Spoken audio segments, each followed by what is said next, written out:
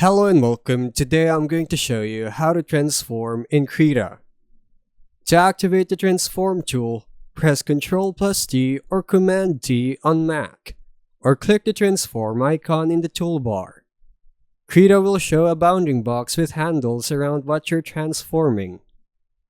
Once the bounding box is visible, click and drag inside the box to move the content. Drag a corner handle to scale or resize it, then drag outside a corner to rotate. These direct canvas controls let you adjust your artwork interactively. If you want uniform scaling like keeping the proportions, hold Shift while dragging a corner. For precise numerical control, use the Tool Options docker. It lets you enter exact values for rotation, scale, flip, and mirror. When you're happy with the transform, press Enter or click Apply in the Tool Options to commit the change. If you change your mind, press Escape to cancel.